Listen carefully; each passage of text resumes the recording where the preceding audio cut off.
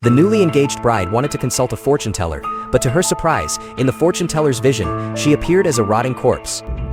What's the matter? You see something bad? Realizing the bride was about to face a great disaster, the fortune teller Annie chose not to reveal the truth. Although she had the ability to foresee the future, Annie knew that some things, even if they could be predicted, couldn't be changed. Sometimes, knowing the future could cause unnecessary trouble. It was like the time a woman who was being abused by her husband came to Annie, asking whether her husband would eventually kill her. Annie told the woman that her husband was a coward, someone who would resort to violence in tough situations, but he didn't have the guts to kill anyone.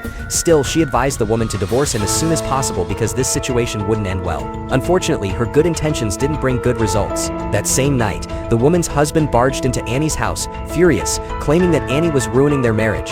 The enraged man not only called Annie a witch, but also threatened to kill her and her 3 children.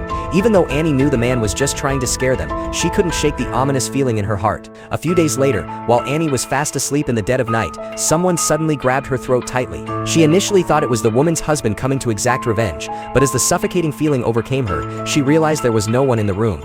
It was just a nightmare. The clock read 1:28 a.m. At the time, Annie didn't think much of it. The next morning, Annie received some shocking news. The bride had mysteriously disappeared. After 4 days of searching, the police had found no clues. The bride's father turned to Annie for help, as she was not only a well-known fortune teller in town, but also a friend of the groom, Wayne. The bride's family hoped that through a reading, Annie could uncover some clues. The police were skeptical, thinking this approach was absurd, but they were overruled by the bride's family, who insisted on trying. Annie had the bride's father draw a card and lightly placed her hand on the deck. Images began to form in her mind. Through the cards, Annie saw the bride's general location. There were fences, posts, and many white flowers. That was all she could see for now. Hearing this, the police couldn't contain their skepticism. To them, it was no lead at all. If they were to search based on this, it would be like finding a needle in a haystack, and they mockingly criticized Annie. Annie found it hard to concentrate, and the reading was interrupted. Later that night, Annie dreamed of an unfamiliar place, a quiet path lined with white flowers. She absent-mindedly picked one, only to watch it wither in her hand. Then she saw a dead tree entwined with a blood-stained iron chain.